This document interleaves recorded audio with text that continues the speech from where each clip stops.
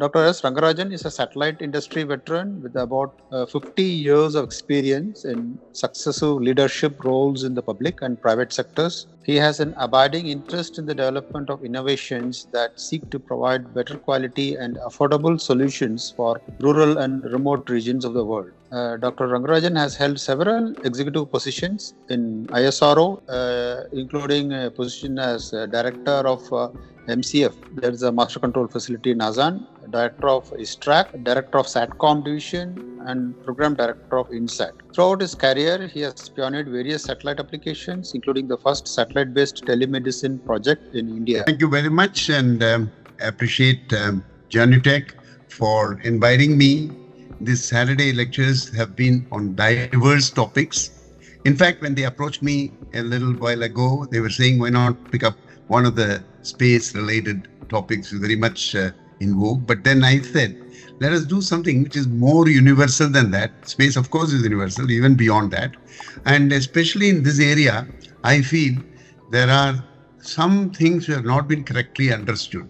And therefore, this would be an opportunity to share my thoughts with all of you. Because all of us believe that India, with its vast youth, has a tremendous potential, what we call demographic dividend and so on, provided we can build youth who can handle the challenges of tomorrow. But most immediately you will think, oh, that the way to do it would be to get them into IITs, which means that you must get them into do well in the JEE. And then what you do is, that's why you teach STEM, etc., right from the school days.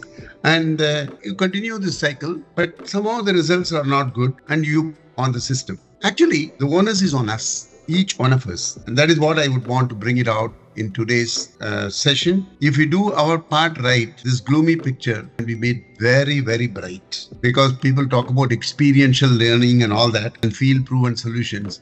I'm going to quote, I must be excused, for number of my personal experiences, because that is when you really learn, you will understand why I have to bring them in. Let us move on.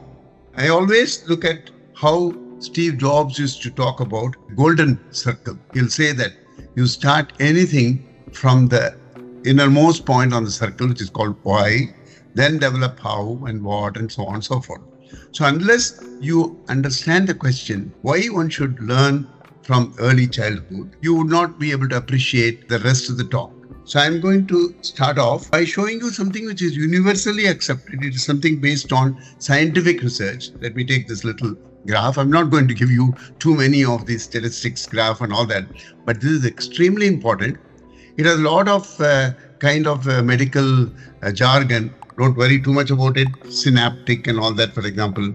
This is where the neurons form and they get connections. It's like a computer getting formed in your brain.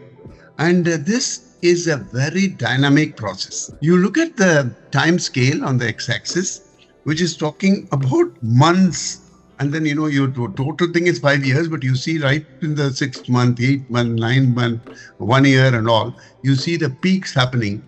There are 3 different curves, one relating to the language, one for vision, hearing, and that kind of a sensory pathways, and other cognitive functions. Looking at the peak, let us take any one of them. For example, the blue one shows the language learning peak. That happens even less than 1 year. My God, because I never realized that. Because 99.99% kids would have missed this opportunity. This window of opportunity will be lost because that is when they are busy playing with their phones, or because very many people, including the workers whom I'm seeing around near my layout, they have to keep their children quiet. One of the simplest way would be to hand them over the mobile phone, and whatever they want to be just looking at it or touching it, keep them busy. But then we are losing that window of opportunity. We keep debating whether 2 language or 3 language, 4 language formula, which is correct, etc., etc. We teach the children plural of tooth is teeth. When the kids are wanting to learn to communicate, at that time we are teaching them maybe nursery rhymes, maybe spellings for counting numbers and so on. And this is not correct at all.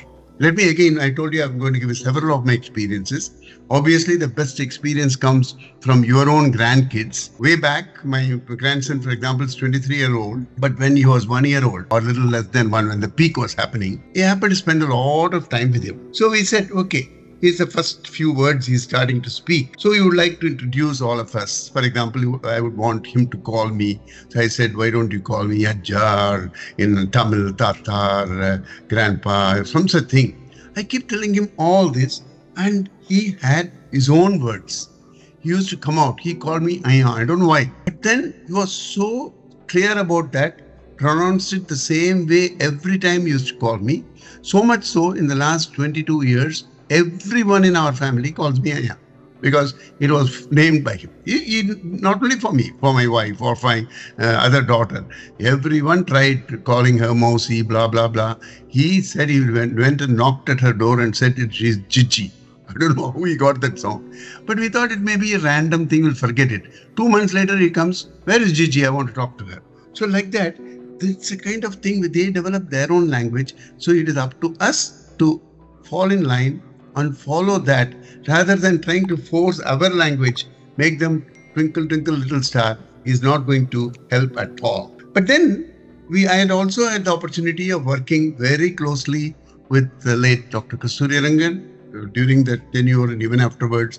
And one of the points we always used to discuss is how do you take advantage of this curve, which we just now discussed. And when over 85% of child's cumulative brain development occurs definitely before the age 6 and peaking at 1 and 2 and all that, how are we going to address this issue? These are not the stuff which a government can enforce. It's something which all of us should realize, whether it is our kids or our neighbors' kids or anybody else whom we are seeing. If you can make them take advantage of this and then develop them, that is going to, on the whole, lead to a revolution. The logic is very clear, and we are very responsible as citizens to do this. Let me also give me another one of my experiences. This was actually happening when I was in one of those trips. I was working in a very remote place in Ethiopia. That particular district called Sekota had a very serious nutritional problem. We had gone there to check what is the difficulty. First of all, even the mothers who are, say, conceived were not even aware of what are the nutritional requirements and all that.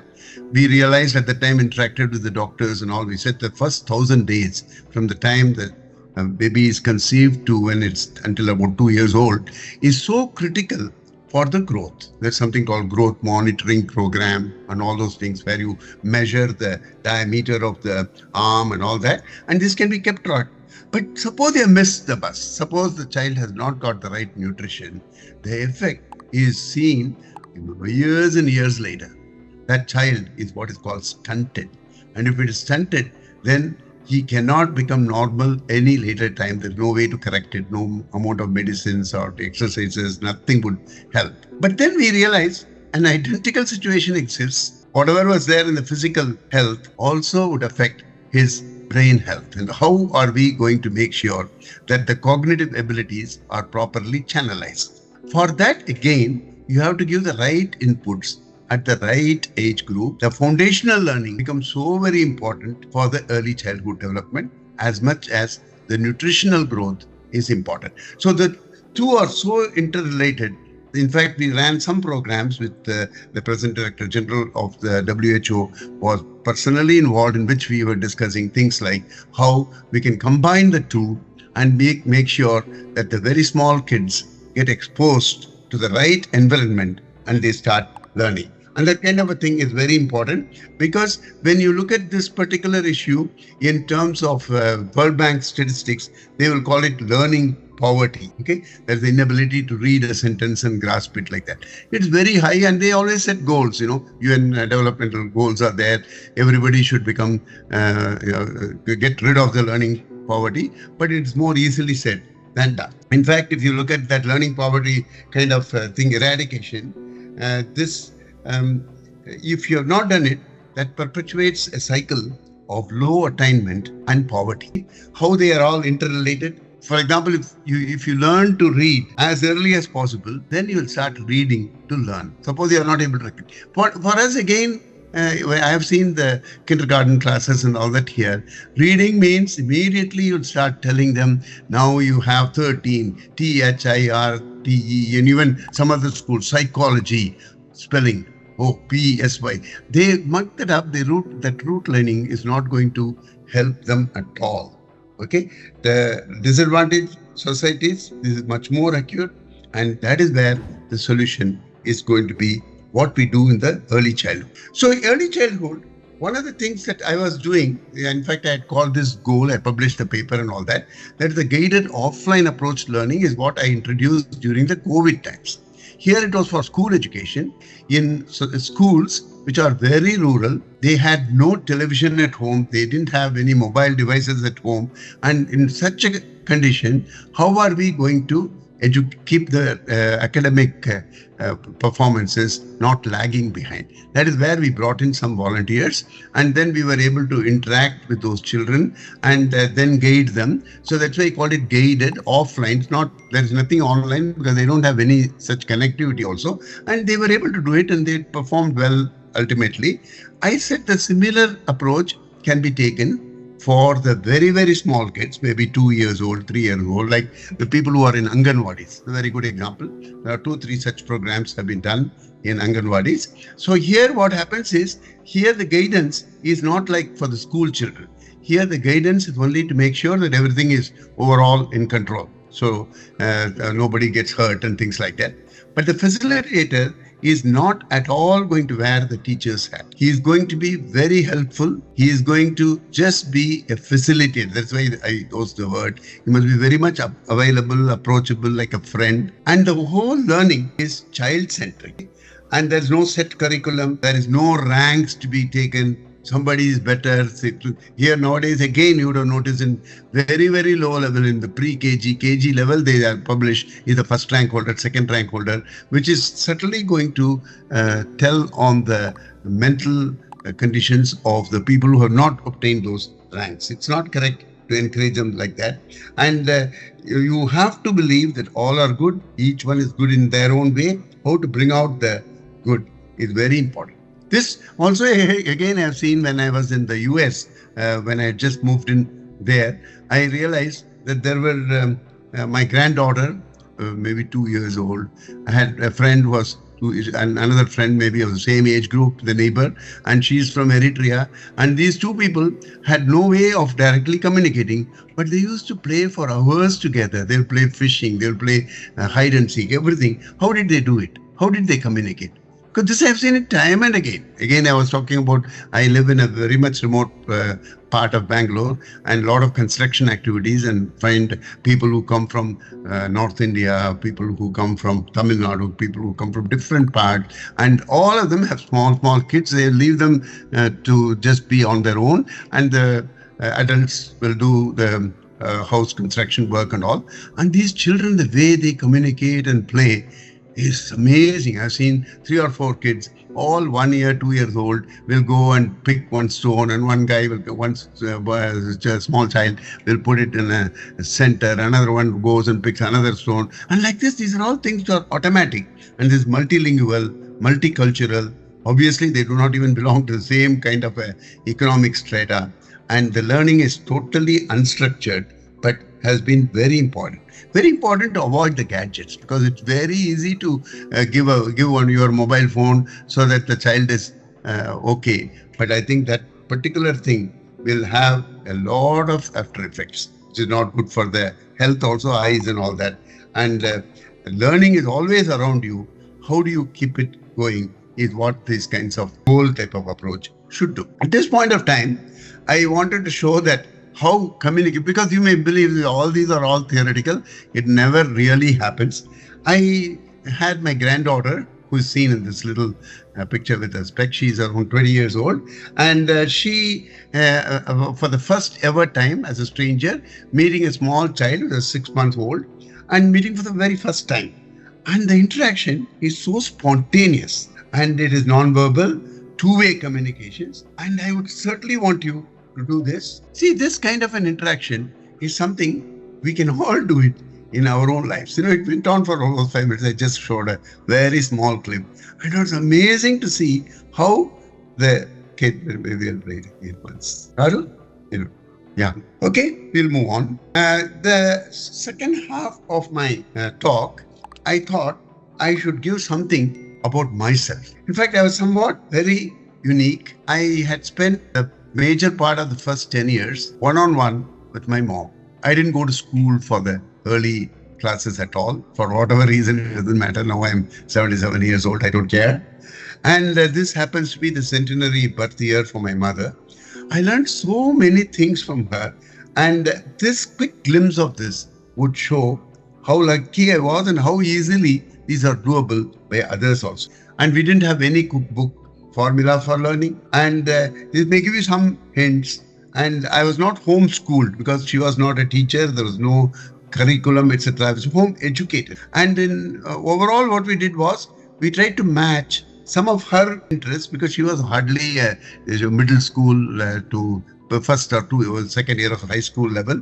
But nevertheless, her main interest was in Sanskrit or music and things like that. And I wasn't very much interested in any of them.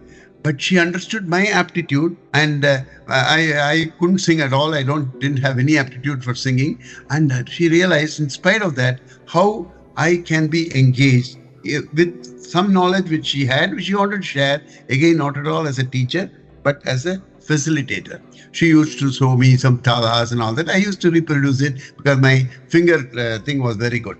So look at this. I'm going to show you something little elaborate, because that shows a lot how very many complicated concepts which we generally believe will happen in the 7th standard or 10th standard and all. I had learned it when I was 5 years old. Look at this little thing. It was a harmonium, which one part of it only I've shown it here.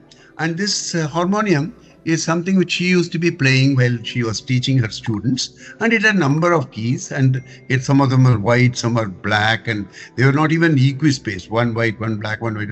It's very interesting. So I used to be amused by looking at it. And then she saw that I'm amused. So she came back and showed that you can understand a lot more, because I can also press and make a sound.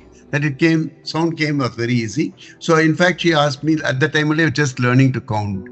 I found that take one key, keep counting 1, 2, 3, 4, 5, 6, 7, 8 like that, including the black ones and white ones. Once you come to the 12th key and the 0th key, or 12 more when you go, and sound both. With one hand, you press this one hand, you will see the consonants. Nowadays we know it's in one full octave. So obviously, the two are in consonants, which I used to like it.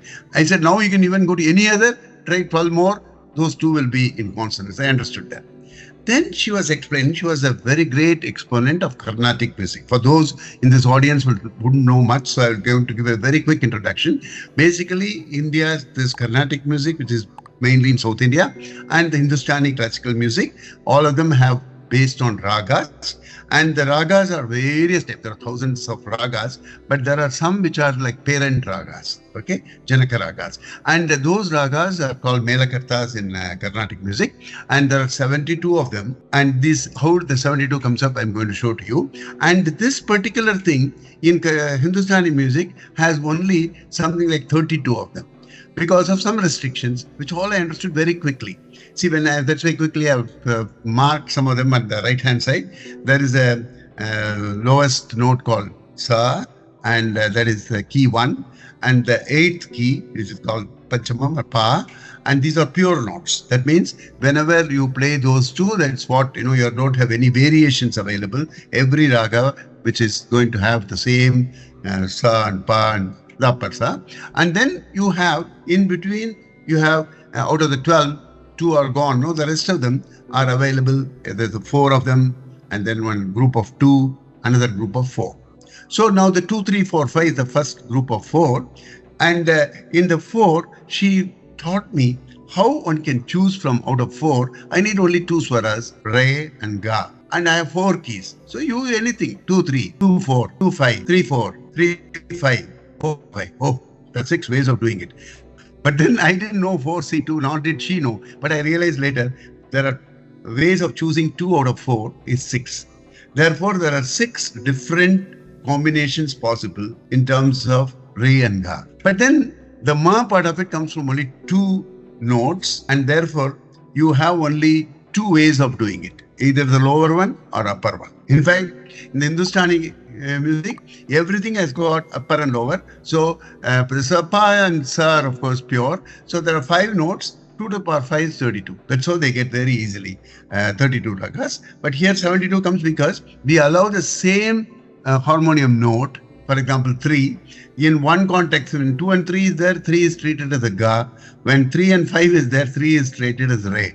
So it's very interesting combinations which happen in Carnatic music. And so very quickly, I was able to understand that 6 possible choices for Riga, 2 for Ma, 6 for Da and Ni, and I got 72. This in my 10th class explaining. If there is a way of, X ways of going from point A to point B, Y ways of going from B to C, the number of ways of going from A to C via B is X into Y, product rule. Like this, they will not know, nobody will understand. This was so easy for me to understand. Because later, next slide, I'm going to show the chart also. And I learned not just how do you select R objects out of N. I found the rule, product rule of combinatorial rates. And I understood modulo arithmetic. I'm going to come to that. See, what happens is, even though these 72 are there, when you position them into a table, here I put it in a chart, in a wheel chart, you notice that these 72 are arranged in a very strict sequence. That is, you take any number from 1 to 72, divide by 6. So there will be one quotient and a remainder. The remainder part of it would be used for fixing up the positions of the and ni. You see how they have done that. See, 1 to 6 have 3, 1, ga, 1 it's shown. That is in my previous note, it's 2 and 3. The next 7 to 12 has 2 and 2 and 4 and 2 and 5. So those 3, and then you go move on to 3 and 4, etc. So that's why 6 different combinations came there. And within those, the and ni, 6 of them are shown as 1, 2, 3, 4, 5, 6, 7, 8, 9, 10, 11, 12. So 7 and 1 are identical in terms of the and ni, but they differ because of Rai and Ga, etc. Don't go into the details of that. But then you have 36 such combinations. Another 36 got by getting the ma raised to the higher ma. That's what is written here. Prati Madhyama. And another one is Suddha Madhyama. So like that, you have 72. So I learned this and it was so interesting. And this was like I had not learned about elements and periodic table and all that. Much later I'm going to learn. We have 100 odd elements there. And even that organization into the periods and groups and all that is not as systematic as what has been done for these ragas. In fact, that arrangement is even more interesting when you know that the names of these particular ragas carry the number, and the number carries all the swara positions straight away. See, because you notice, suppose somebody, as I've got here, the notes of the ragas are uniquely carried by the serial number, and the way to code this number to letter, there is a very interesting method called katapayadi. Katapaya. Here, you see the first letters here. All these are all standing for 1. This is standard Sanskrit alphabets, and these are so many choices for 2. You can either choose Ra, or you can use Va, or whatever is given here. But then you have 3, 4, 5, 6, 7, 8, 9, and 0 also is there. For Na, for example, is taken as 0. So with 10 digits which come in decimal system, so they have a letter available, and using the letter, you give the name, like 25. You give a name, not unique at all. But if you give the name, I will find the number correctly. Mara Ranjani. Then what happens? Ma part of it is the 5. Ranjani Ra part of it is 2. See the table there. So 25. It gives the tens and then the units, ones, and so on. So this kind of a scheme is so unique, not very well publicized. That's why I always used to say when I was doing the periodic table, how nice it would have been if somebody had named instead of hydrogen, helium, lithium, boron. They should have given it in such a way that I look at the name, I should know how many are in the K shell, how many are in L shell, how many of the 2 electrons are 2p, 2s, everything. If you could have carried it in the name, it would have been easier for us, but nobody did it. And that is the beauty of our culture, our language, our things that we have. And I had the I was very fortunate to get these known at a very, very young age because it kept me very engaged. So we used to play games, when we are at home. There are, we lived in Nilgiris in Tamil Nadu, and where two persons will form a team and another two will have another team. We will think of a number and you have to find out what is the number that you thought of. You can give clues, no more than 3 clues. But my mom and I used to be a team. We will find it out in the first clue itself. Suppose 28 is the number you gave me and I have to pass it on. I have to only answer questions, yes, no questions. She'll ask me and I will say, hurry. Then I'm using this notation. I will know hurry means her is there, 8, 3, 2, 28. Like that, I will be able to find out. So all these are able to be done in such a way that you understand the language indirectly, numbers, everything. And numbers, when it comes to that, I always want to make a little mention on this also. This is what was happening when we had place value on such things.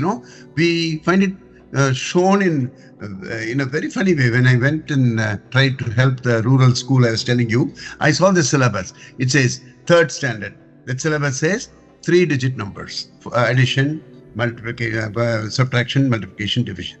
Then you go to 4th standard, 4-digit numbers. 5th standard, 5-digit number. 6th standard, believe it or not, this is how it's written. And I was so amused. Because for me, if I can understand why the place value comes, if I know how after 9 we write 10 with a 1 and 0, I can immediately say 999 should be followed by 1000 because it is out of a necessity. You should understand it like that. And I did it because my mom again wanted help in my rolling the dough when she was trying to fry something for a festival, and we had to make it small balls, and I was not at all interested in helping like that. So she knew how to get things out of me, my win-win situation. If I'm learning something, then I will be interested. So she'll say, come on, before you make those, you put it there, you give me 17 of those balls, I want to fry next time 17 balls. So I used to find it difficult to count 1, 2, 3 up to 17. Then she showed me how it's convenient. As soon as you have made 10 of them, you make one bunch, second bunch of 10, 10, 10. Some few of them which are not there, you keep it aside. 17, you can either take from 10 and 7 loose ones, or take the 20 and then remove some 3 of them, and then you are left with 20. All these I understood. So I understood how the place values should arise, and at the same time that enthusing me with this kind of an activity, she also got her work done because everything got fried very quickly. And that is where you learn out of actual activities. That's important. In fact, I used to know at that time how to subtract and all that, because I used to have 43 of them. I would have rolled it. She would say, give me 17. Who do I give 17? So very complicated. I'll take one full 10 set, I'll give her. Another 7 where I will get. I have 3 only. So I have to break one of them. All those she used to explain. This is how the thing is coming up, because these are numbers and this is how you have to do carry, forward, carry and things like that. So this is something which is again very interesting. And another thing which she used to teach me was when we are cutting these vegetables is this okra, the bindi. This particular thing was sticking.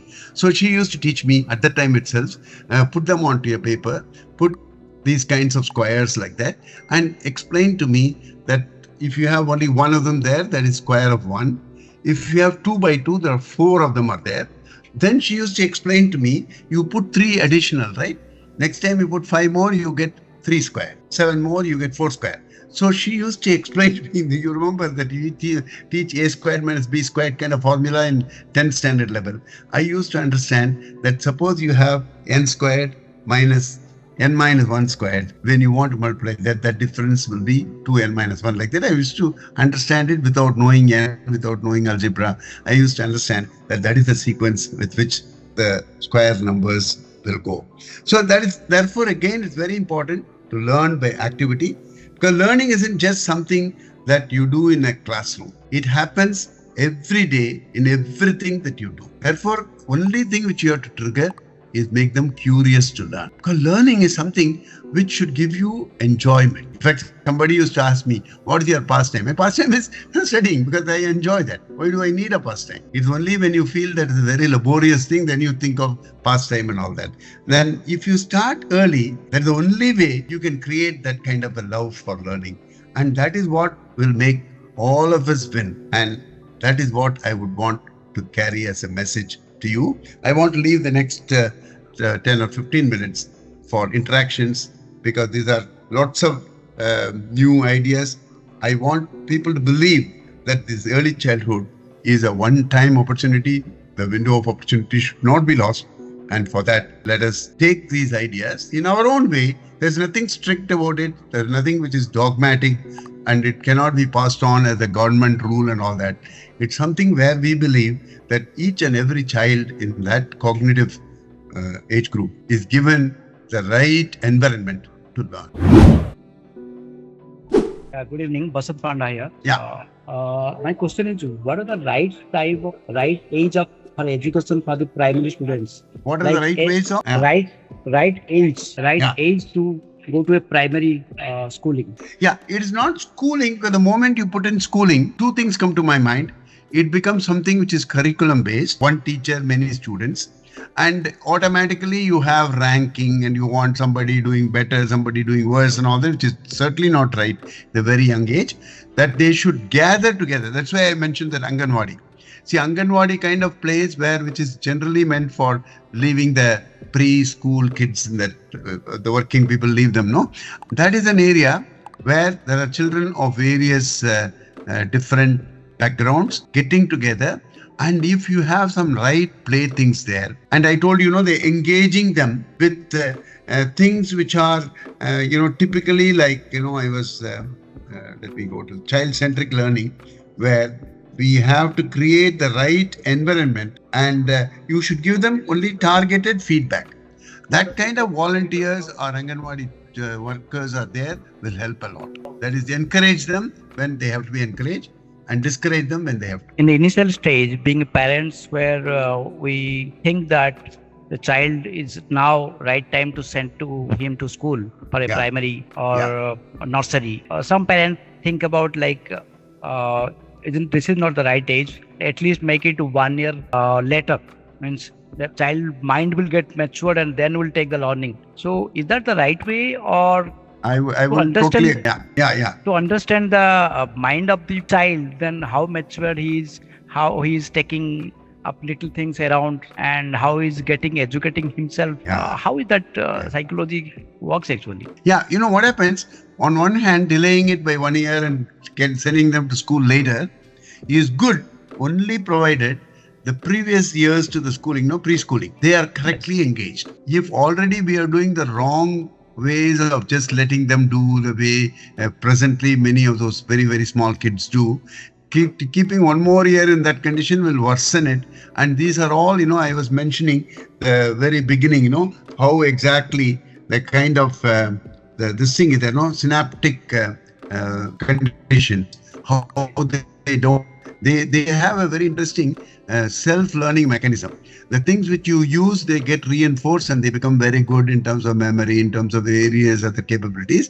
Things you do not use will go off, get eliminated. So therefore, if you are going to continue another year without using any of them, they will totally lose the advantage of having got the nice cognition capabilities of the children.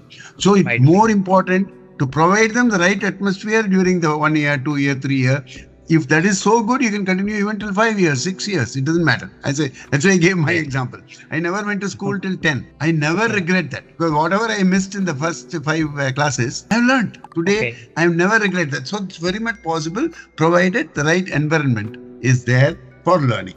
That environment to trigger action is important, not teacher-centric, where you try to give punishments and things like that. That's not what works. Right, sir. Thank you. Yeah. Dr. Ranga sir, actually the new education policy, NEP 2020, exactly has this particular thrust area where, where the rural, underprivileged schools are typically connected to a nodal center, which will be equipped with all this server or the satellite connectivity and all that. And also with the access to the resource person, so that the underprivileged schools can have the direct, where they don't have the resource, they'll be having lectures through the satellite or other net connectivity or whatever, right? Yeah. So, your model, what you suggested, exactly fits into that particular thrust area in the NEP. Definitely. Because, I've had lots and lots of discussion on this with Dr. Kasturirangan, because he was my very, very close friend. So he used to elaborate on this, because both of us are on absolutely same page with respect to how technology can be adapted to service this end, and that is where you are saying that the NEP reflects several of these things which are perfectly stated. It's not correctly understood. Not many people have gone through that in that mode. So it addresses this issue, this cognitive peak which happens at very, very young age, and how that can be tapped. All those are very important, and they have been spelled out. Probably Dr. Kasturirangan was part of the think tank in developing the NEP, I believe. Yes. He was a chairman. Okay.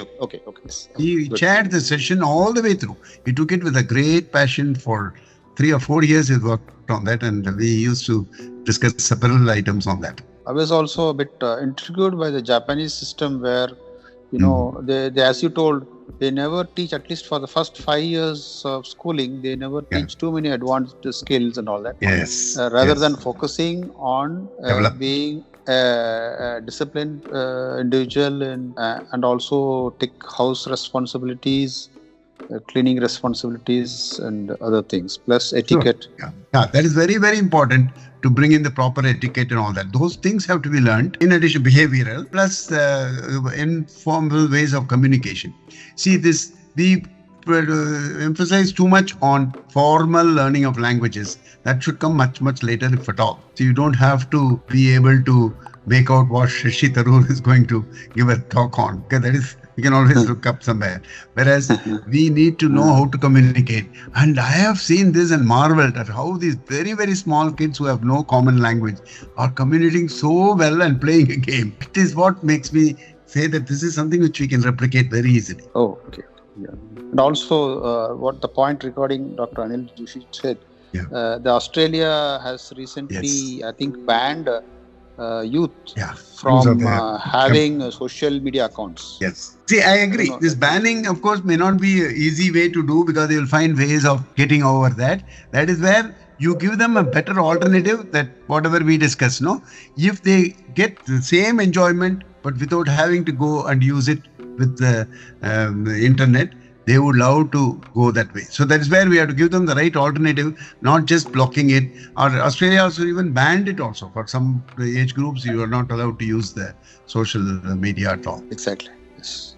I hope that in India we are able to fully implement those suggestions given by the new NEP and by your suggestions. Okay. Sure. I think that's where think tanks like ours, maybe a small group here, but we can take the lead and see that this is something which is doable, and then advise the right people that we are willing to go any length to set up the right pilots and evaluate it, publish it, everything we can do.